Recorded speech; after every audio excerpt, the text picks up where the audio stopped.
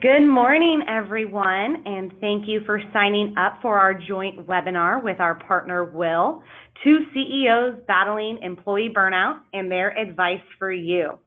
My name is Lindsay Gates, and I'm on the Limeade marketing team. If you have any tech issues, I'm here to help. Just reach out over the GoToWebinar platform. We have a jam-packed agenda today with two awesome speakers. So in an effort to respect everyone's time, we'll kick it off right away. Today, we'll start by getting on the same page by defining well-being and engagement. Then we'll dive into the research and science behind burnout, along with tips and strategies to prevent employee burnout. We'll close out the webinar with Q&A, so please feel free to type questions into the chat box throughout the presentation. We will also have 3 polls, so keep an eye out for those questions, and don't worry, we will send everyone the slides and recording, as well as the SHRM and HRCI activity codes afterward. It's a pleasure to introduce our 2 thought leaders today. Henry Albrecht is the founder and CEO of Limeade, an employee engagement company, and Joe Burton is the founder and CEO of Whil, a digital mindfulness and resilience training platform. Both gentlemen are passionate about employee well-being and engagement and share similar yet unique perspectives on the topic of burnout. So Henry and Joe, thank you both for being here today. Hi, Henry. Hey, thanks everyone for joining. Hey, Joe, how are you today? I am well. Henry, how are you? Great. I think we're doing what we always do, which is traveling all over the country in a high-stress, remote work lifestyle. And just to kind of give a little context for why we're on the call together, Limeade and our employee engagement platform needs a lot of awesome digital mindfulness and resilience training to offer the employers and employees we serve. So we've got some peanut butter and jelly in our partnership that go well together. But let's start off with why we got here in the first place, this whole CEO burnout thing. For those of you who don't know me, I actually went through burnout myself in my own career. About 12 years ago, right before I started Limeade, I was probably living a similar lifestyle to what I do now. On the road a lot, high stress, high work demands, high expectations, but I didn't have the tools, the emotional, social, work support, and other tools to stave off burnout. And frankly, it affected me physically, emotionally, it affected my relationships in my life.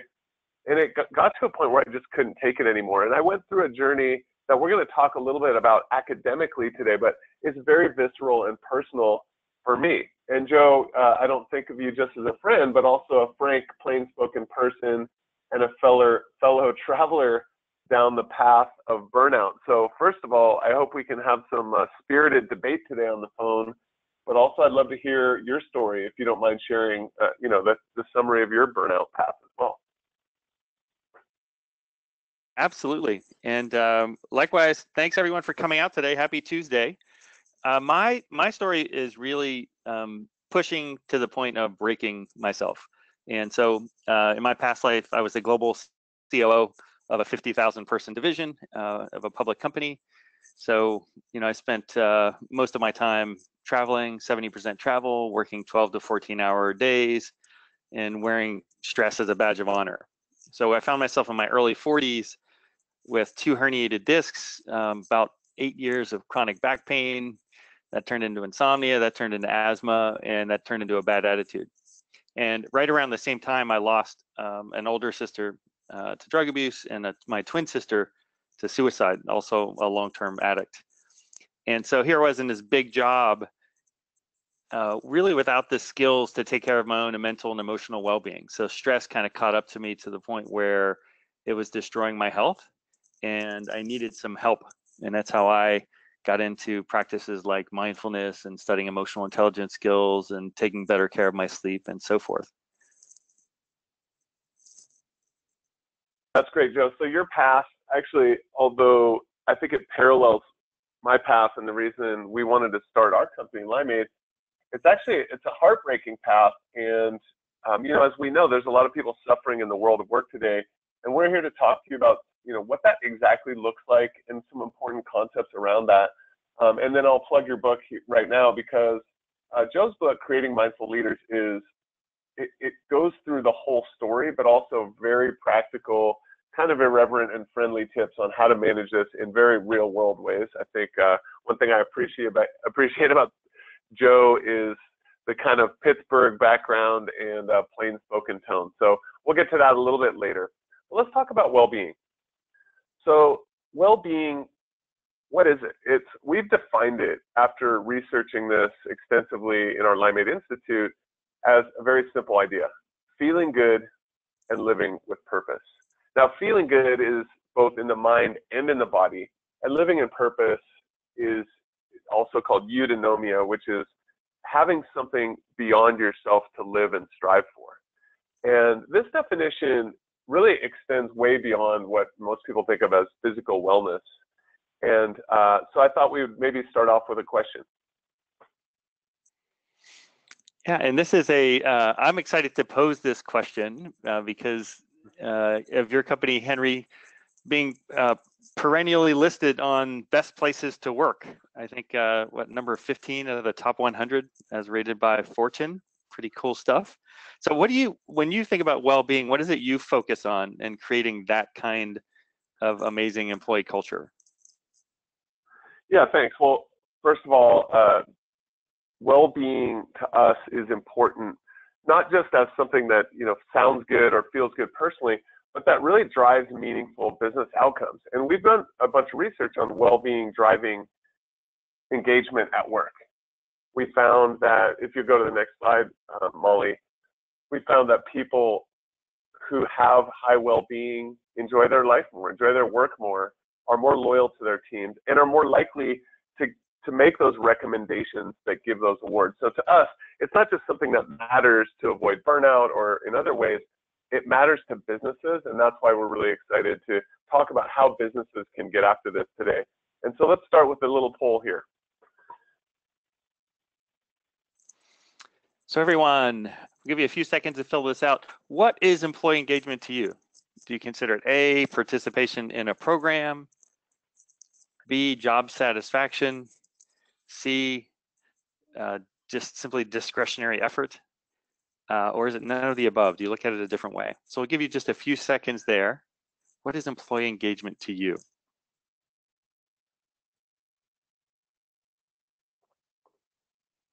Yeah, let's give it 5 or 10 seconds. Think hard about what it means. So what we started with is well-being absolutely is statistically connected to and even a driver of employee engagement. But what is engagement?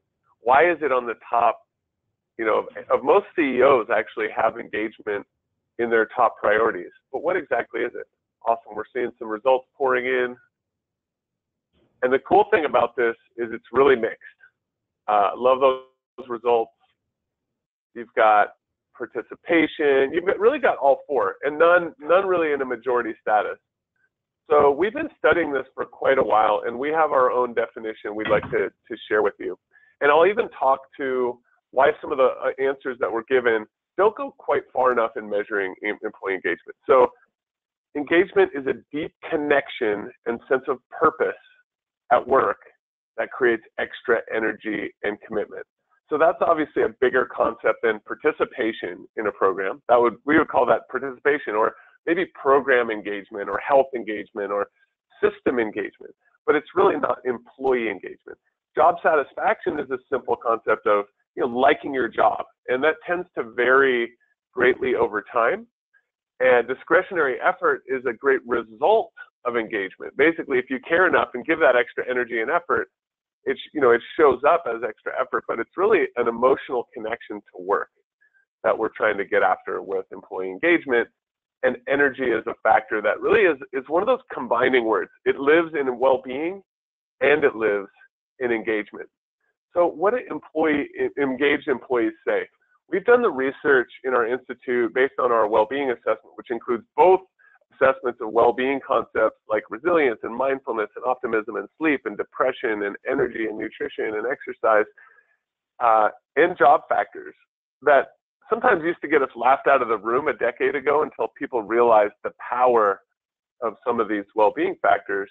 And it also includes a employee engagement assessment. What we found is that the concepts on this slide, there's 9 simple concepts, account for almost 80% of the variance in employee engagement. In other words, if you get these concepts right, you're doing something right. So just look at the words. I'm not going to read them all. You can see them. But things like energy, learning, purpose, I feel valued and included. I can live with my strengths get used at work. I can focus. I manage my stress. I feel supported.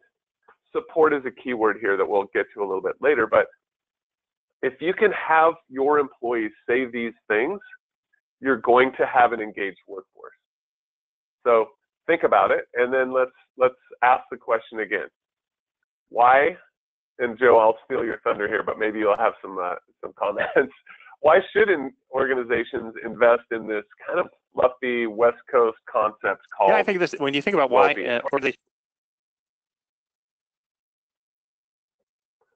Joe, are you there? So you broke up a little bit there. I'm here.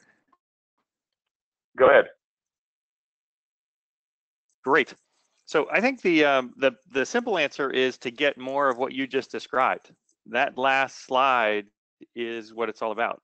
So when individuals are able to manage their own emotional, mental, physical well-being, they're able to show up, be engaged, have more fun, and share that mindset of positivity with other employees, then you have a foundation to build a really healthy culture.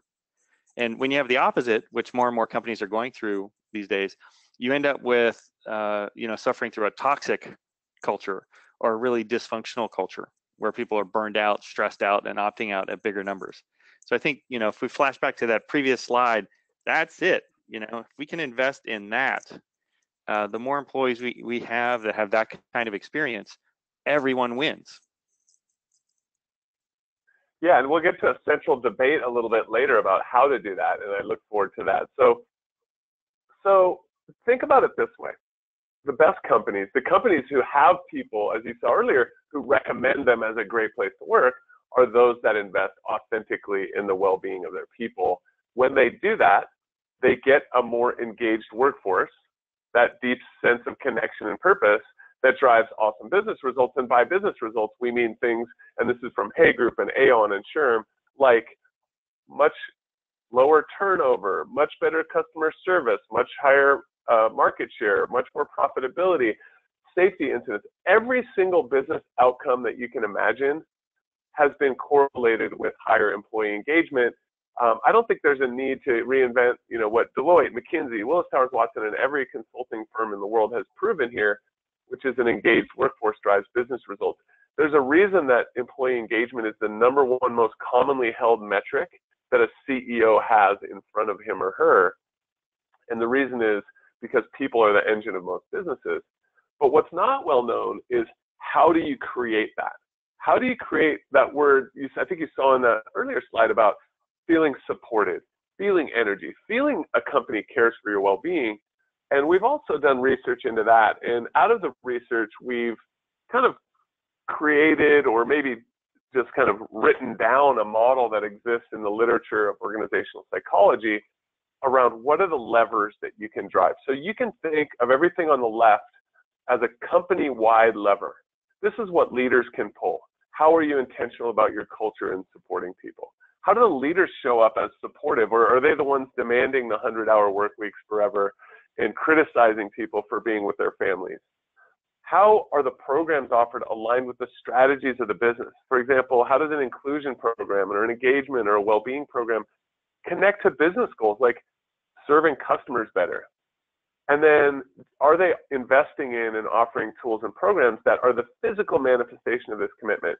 And then on the other side, think about the right side as local investments. So does your manager stop and actually ask how you're doing? Does he or she scoff when you have to pick up a sick kid? Are your teams and peers there to support you, challenge you, push you? Well-being isn't about being at a country club. It's about leaning in and having that maximum purpose and focus. And are you being supported by social networks? Maybe this is employee resource groups or just work teams that you're on. And then is your physical environment humane at all? Do you have natural light? Are you allowed breaks You know, do you feel like it was intentional? You know, is there a place to go that's not, you know, always on at work? So if you can think of this organizational support as a report card and rate your own company here, if you have, you know, 2 Ds, 2 Cs, 2 Bs, and 2 As, that's actually a good start. And you don't need to get straight A's here to have people feel super supported. In fact, most large companies aren't particularly good at this. It's a very simple equation. You know, there are tools to help you deliver this equation. And if you do this, and the next slide is a good illustrator, if you make these investments, I love this stat on the upper right because we literally had to triple check it with our statisticians. 99% of those with high well-being and who perceive this support from their organization recommend their company as a great place to work.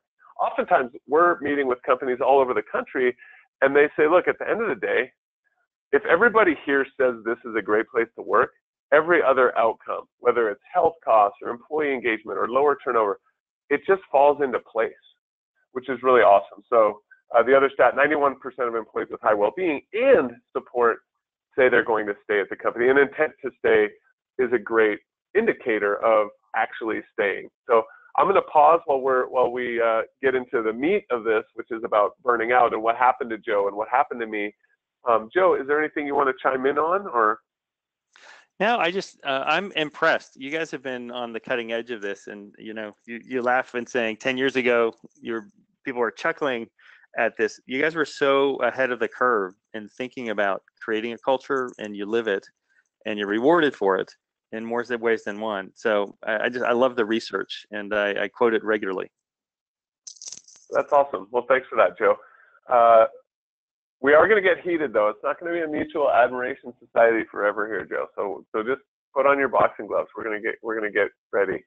All right. The next topic is about breaking down silos. So as you guys probably know on the call, well-being, or sometimes called wellness traditionally, is historically sold to benefits. And employee engagement is typically kind of the domain of the talent leaders, the CHRO, the other side of HR. But burnout lives in the very interesting intersection of this. And we're going to talk about that a little bit. So the next slide talks about an important distinction between disengagement. Basically, I don't care anymore, or I've never cared, and I think of this as a job. You can see these people on Monday morning going to work with that kind of resigned look in their face, and on Friday afternoon, as soon as they can get out, elated to be out of the office. Whereas burnout's different, actually.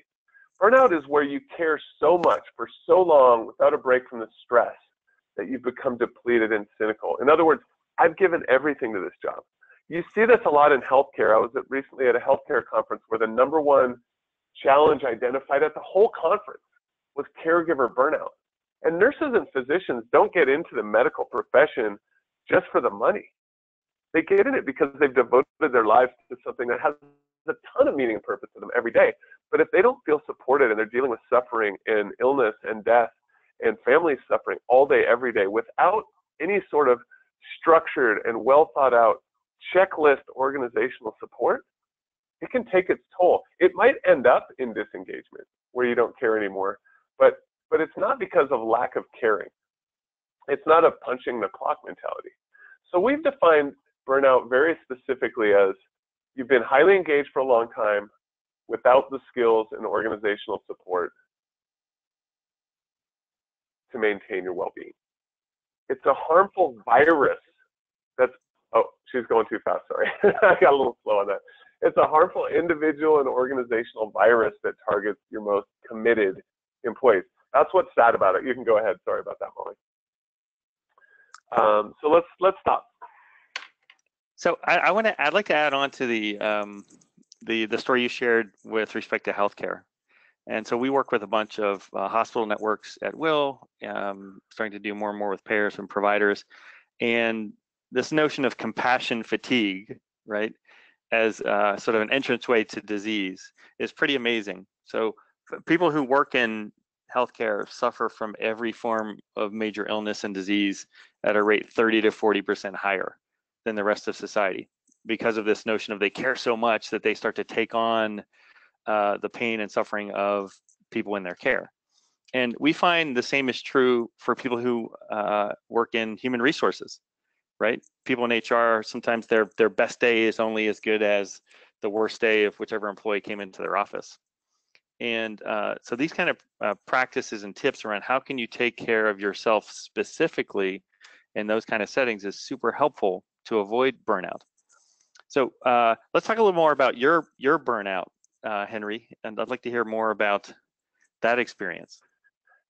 Yeah, well, I was in the safe and sane world of high tech. So I guess high tech, financial services. I can't think of an industry where burnout isn't a real issue, because what are the underlying causes? We've got globalization, we've got technology moving way faster than we know of. There's so much information to take in.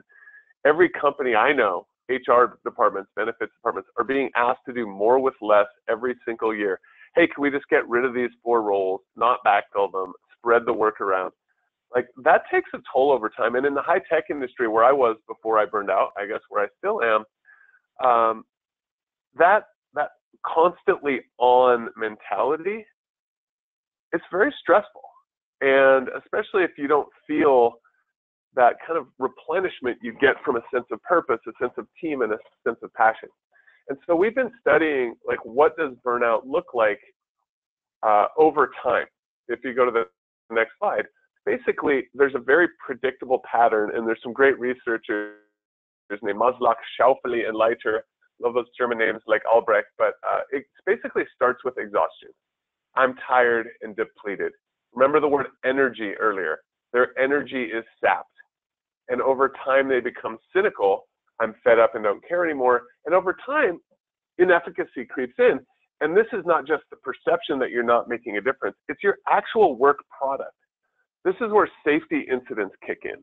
This is where you start having patient outcomes that are not good in healthcare. This is where you have bugs in your code that end up harming your customer relationships. So inefficacy is you become bad at your job. And this is a very common, predictable pattern that we see in burnout. And it's not just sad for people, it's terrible for business. And, you know, I think we sometimes in the ROI world of corporate America focus on the financial cost, and there's a huge cost to this. But think about the human cost to this as well. One of the reasons I actually am passionate about the field of well-being is that my dad had a heart attack when he was 52 years old. And he had a very similar temperament and lifestyle to mine. On the road a lot, he was selling airplanes all over the world, high stress. Luckily, he survived that and is still with us, so I'm super grateful for that. But there's a real human cost to this, and Joe's seen it firsthand as well. So I wanted to make sure that, you know, there are hard numbers on this for our finance departments, but there's also emotion in this for our CEOs and our marketing leaders and our human resources executives. So burnout is not just sad and bad, and this is maybe where some of the debate will kick in. The personal costs are obvious: lower productivity, health issues, substance abuse, anxiety, depression. But organizationally, as I mentioned before, burnout can affect, and this is all research-based studies, burnout affects commitment, which at the end of the day is what we all want. That's the equation. If you invest authentically in your people, they invest back in your business in the form of engagement. That's called mutual commitment. People don't show up for work as well, don't intend to stay as long, and actually leave more. And the word virus in the virus, the reason I say that is because it definitely spreads. You know that group of people that you see walking away at lunch, and you kind of know that they're just complaining about the office, the work environment, whatever's going on? That's viral. There's personal conflict that comes out when people are burning out, and their tempers are short. There's work disruption, as well as just, you know, I think of disruption as like if you have a 7-person team and 3 people are burning out, 4 people or worse.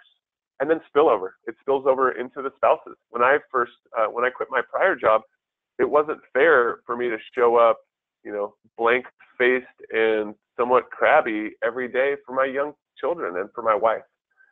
So a key thing to remember here about burnout is you have to be on fire to burn out.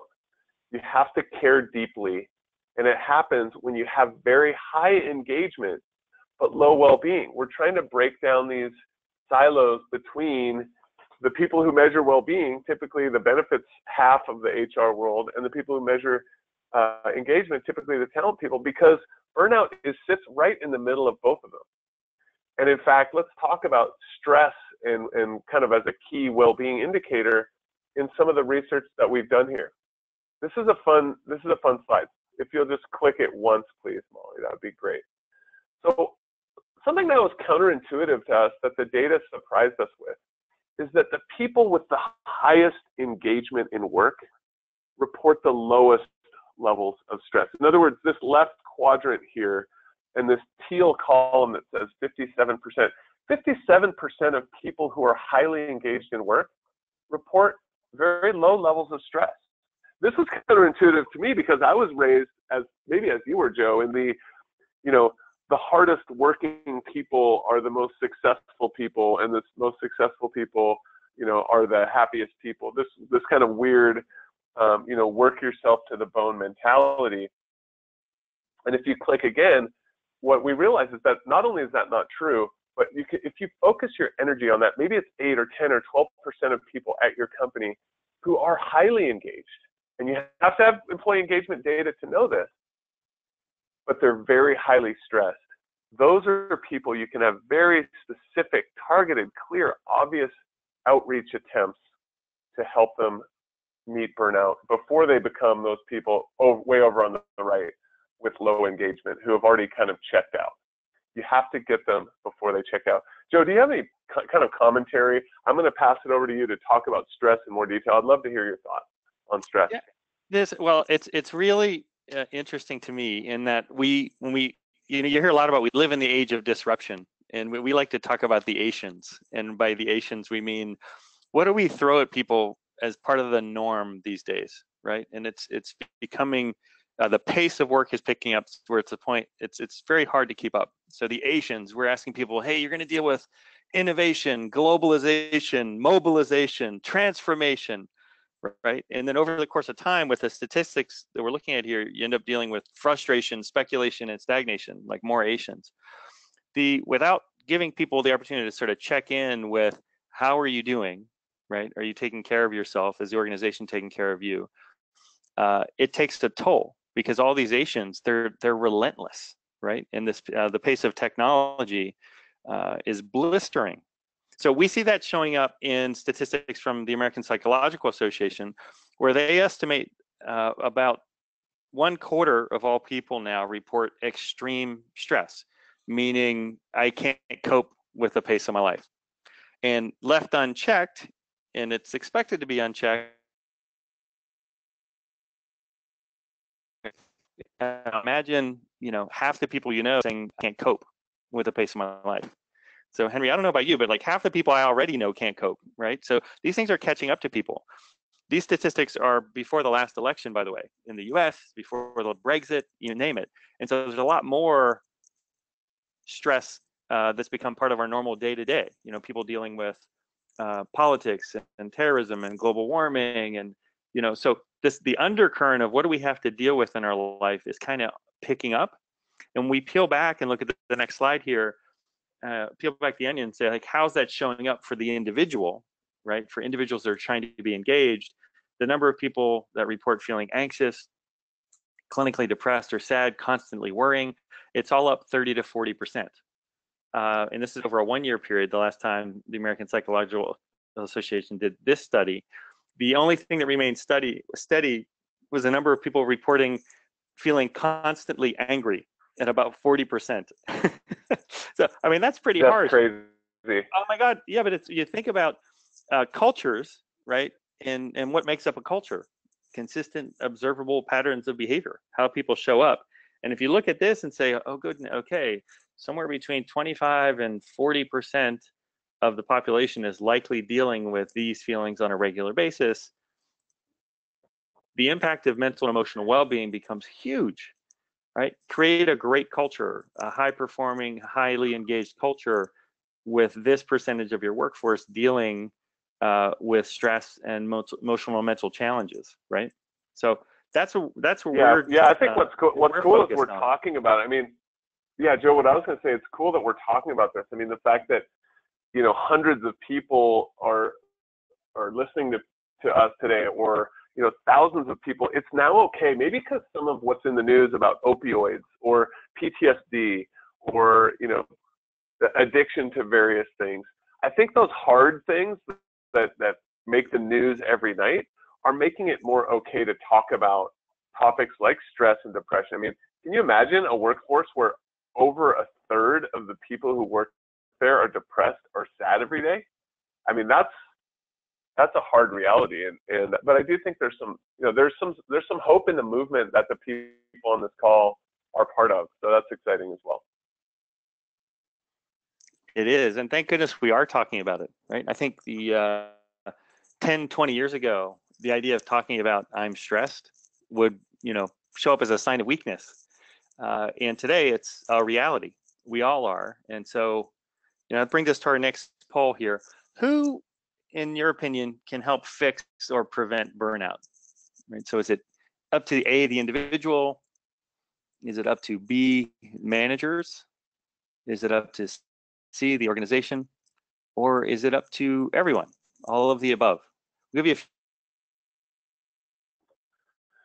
take a couple seconds, think hard about it. Who's on the hook to fix or prevent burnout?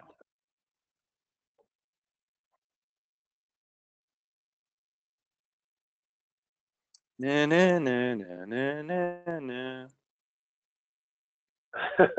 All right, the data's trickling in. Oh, this one is not mixed at all right now.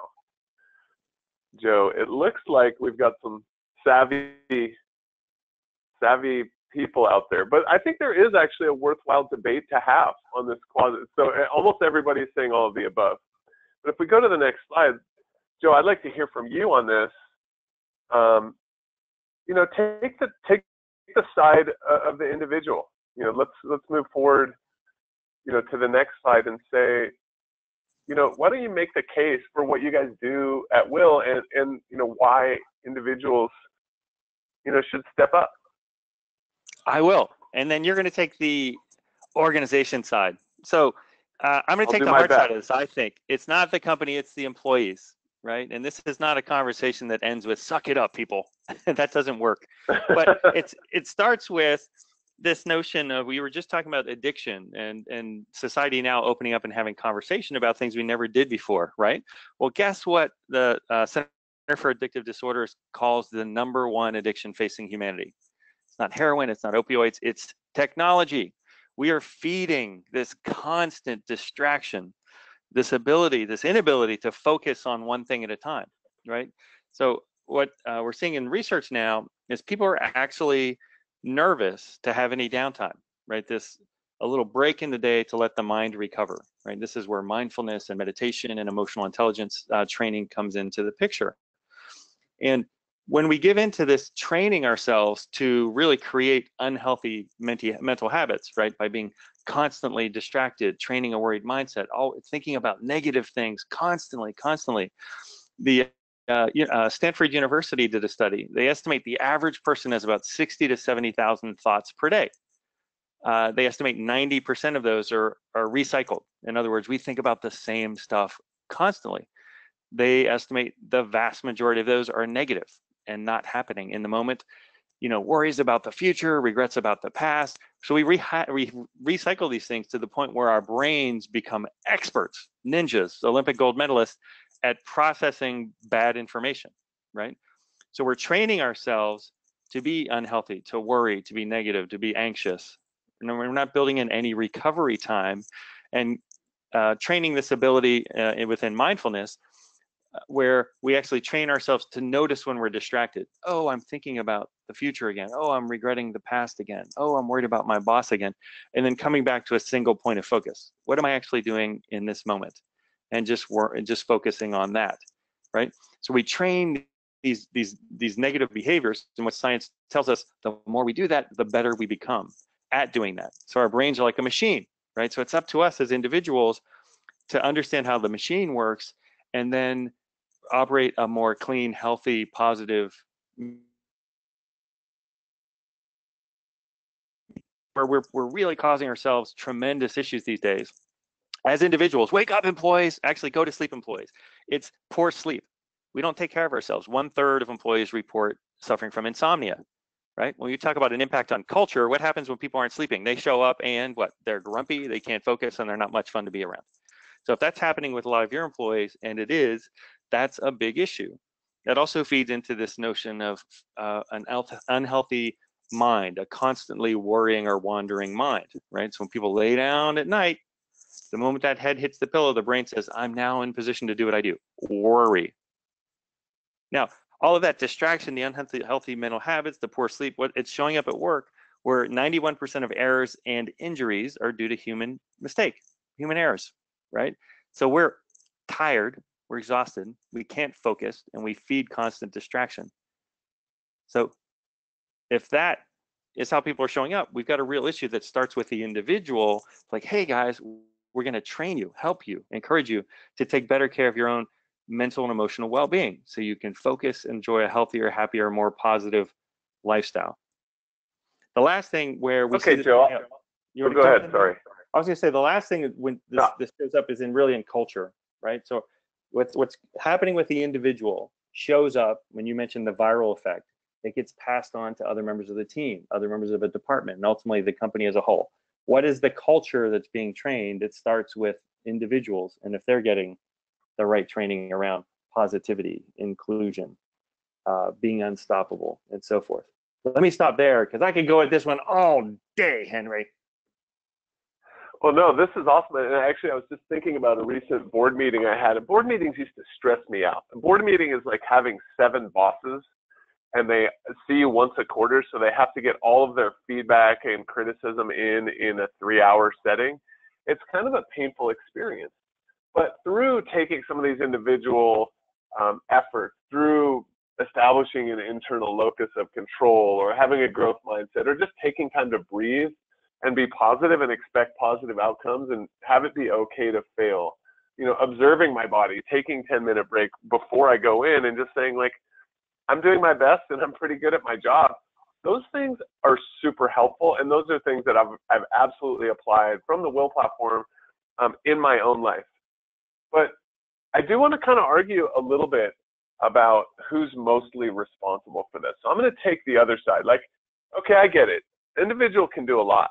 But if you do a lot and you're the most resilient and mindful person in the world, and you walk in and your boss and your work environment are toxic, if your boss is yelling at you, if there's no place for you to go to breastfeed, if you can't go pick up a sick, aging parent and take them to a medical visit, how can you really have well-being?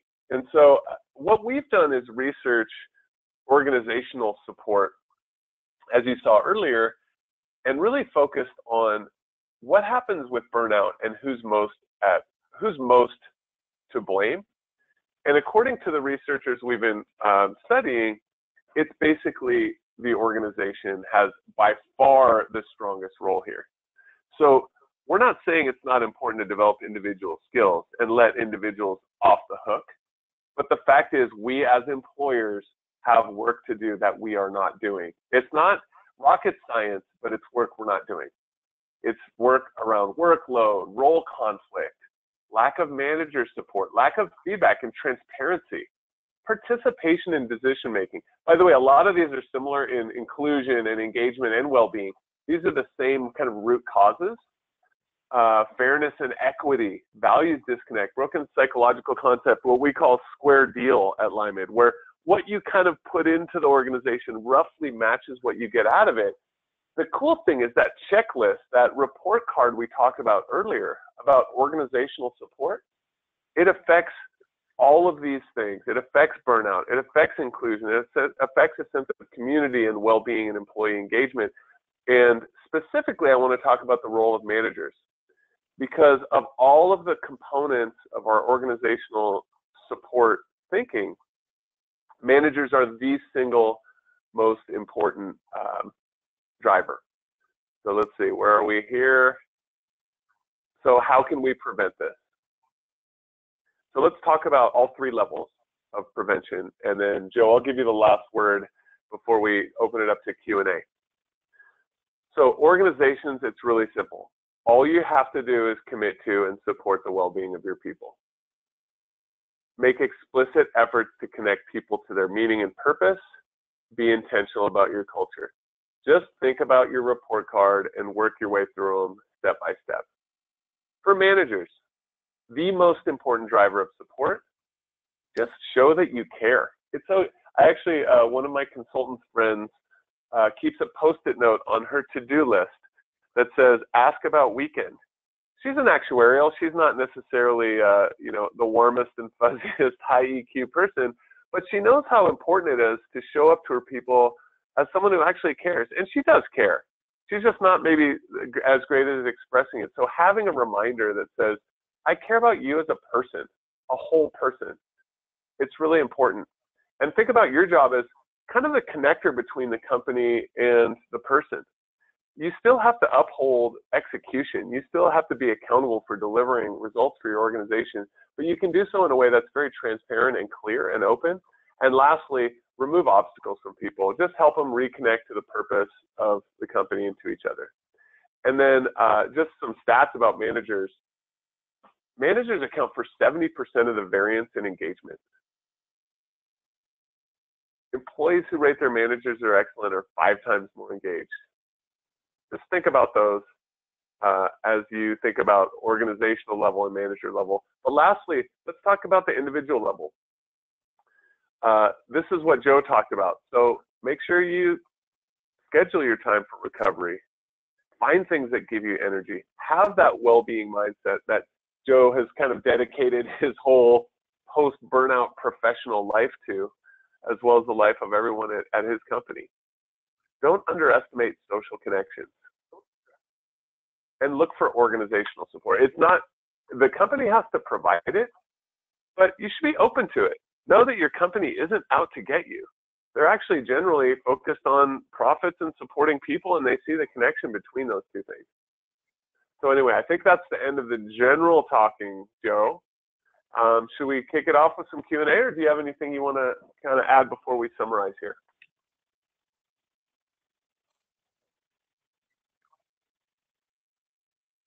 Are you with us? Do it. Joe. I am here. Okay, let's do it. Okay, great. We're going. I'm hoping we. I'm here. Great. I will kick us off for Q&A. Our first question is, could one of you please talk a little bit more about how you instill purpose and mindfulness in your employees? Oh, I'd love to start, Joe, if you don't mind, even though I did talk most of the time. There's a terrific, very short book called Why We Work by Barry Schwartz. It's under 100 pages, which means even I can read it on one of those 2-hour flights. And one of the things that Barry talks about is in any job, there can be purpose.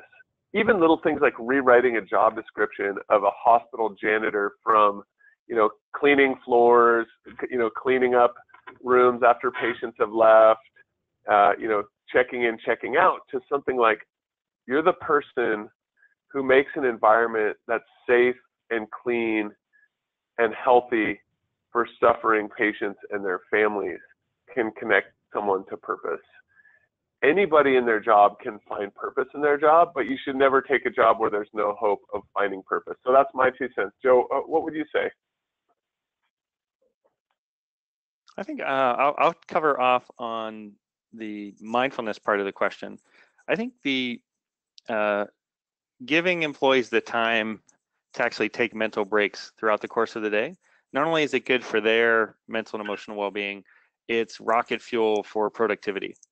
So a study came out just this past year recommending for every 50 minutes you work, take a 10-minute break to allow the brain to recover. And whether that break is, a mindfulness or a meditation practice or a walk, just getting up from your desk and doing something different, it's really important. So I think small things like that can be done. And then larger things of actually bringing these kind of practices into your culture. So at Whil, we take a 10-minute break every day, 3 p.m., and we get together and we cycle through our training for mindfulness, mental and emotional well-being, stress resilience, emotional intelligence skills. We've even got a bunch of yoga programs. And that time together is absolutely great for learning the skills as an individual, but even more powerful is sitting as a team and talking for 5 minutes afterwards, right? So what does self-awareness mean to our team, or self-regulation, or managing our triggers, or forgiving, or being practicing more gratitude? And so sharing these kind of skills and creating this kind of conversation, I think, is powerful for any size team. Yeah, Thank you, John. It's funny sometimes. It's funny sometimes to think about like that. What's the ROI of having people get up and move around? Doesn't that show up only 5 years later and only for certain people? The ROI is actually instantaneous of that. The work that someone will do that next hour after they've just taken a few minutes to walk around the building a couple times outside, it's absolutely palpable. But it requires a little cultural courage. I was recently visiting one of the largest 10 companies in the world, and they've made some changes that were initially kind of scoffed at in their cafeteria. Like, we're not, you can buy a soda, but it's a 100-calorie 8-ounce can only. Or, they've made some very mindful choices. It's super healthy.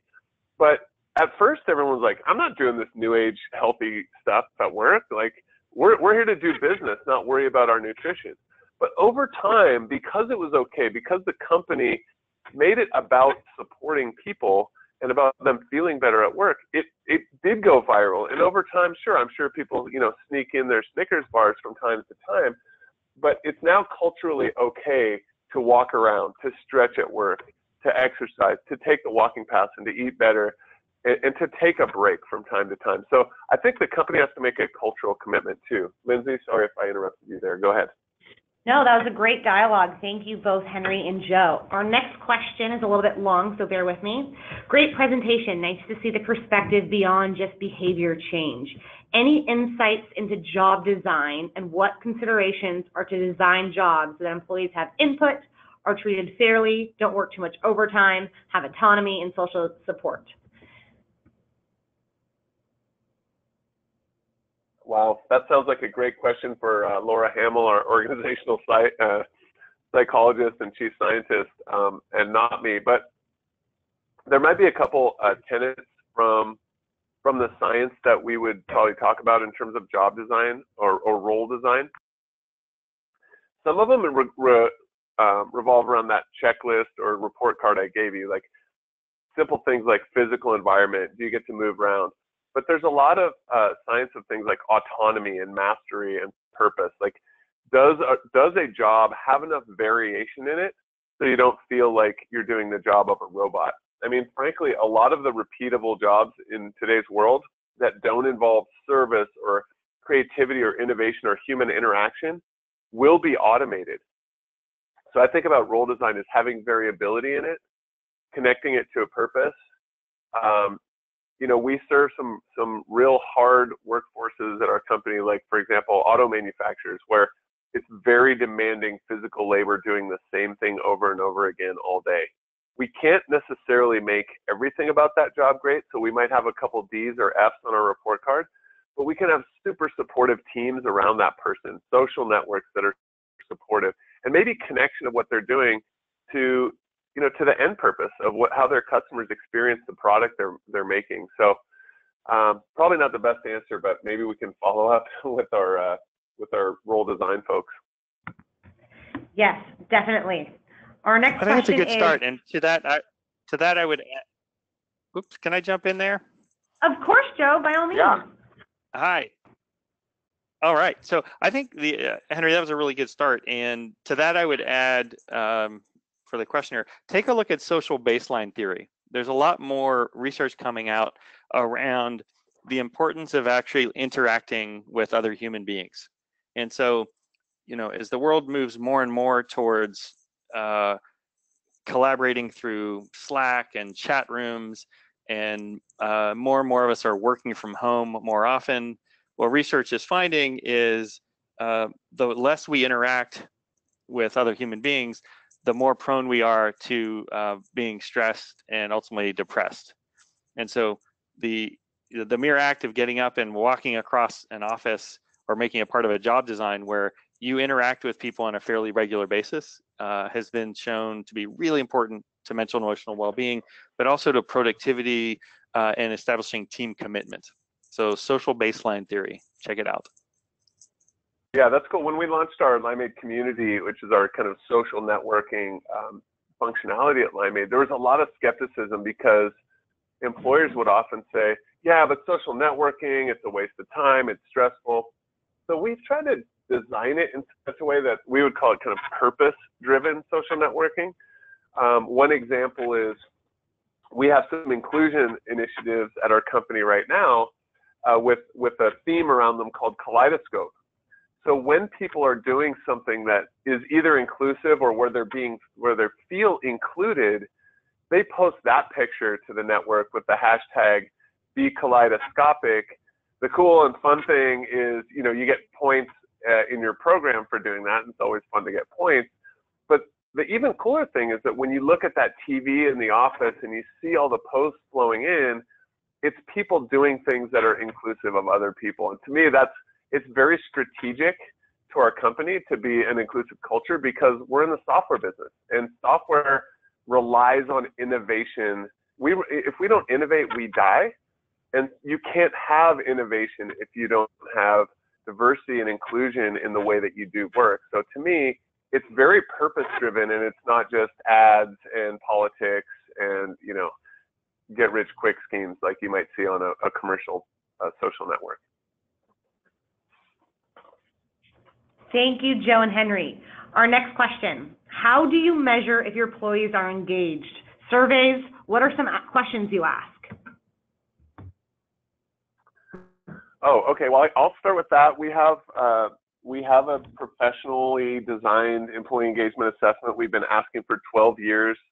It includes about 22 questions or so, and it really gets at some of the concepts you saw on that earlier slide with things like energy, purpose, commitment. So it might be something like, I have a purpose at work. My work gives me meaning. I feel supported by my organization. So we've kind of curated the most predictive questions over a dozen years of that real deep sense of emotional connection at work. Joe, I don't know if you have anything to add to that. No, I think, Limeade is best in class at engagement and those kind of insights. What do we have next? Yeah, I would say kind of what to look for if you want to measure engagement and you don't happen to be a Limeade customer or don't want to be, which is fine. We can't please everybody. To me, the discretionary effort questions, those are important. Like I'm motivated to go above and beyond at work, something like that. Those are important as long as you get the underlying cause behind them. Like, why do you do that? Do you have a sense of meaning and energy and purpose at work? And we do that, we can do it annually. We also like to do pulses of quarterly. And we even have daily listening capabilities with all this fancy learning stuff. It's great to collect data over time and make targeted recommendations. You don't want to just ask the questions and not give somebody something back. You want to make a tactical, actionable recommendation to everybody, to every manager, to every individual, and to the leaders of the company. Looks like she's trying to wrap it up here with the final poll. So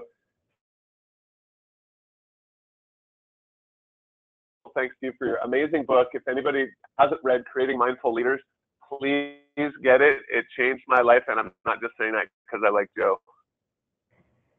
Thank you both, Henry and Joe. Thank you, Henry, and you guys. Yes, no, we have a couple of questions that are going to continue coming in, so we will follow up with email for everyone's question who didn't get answered.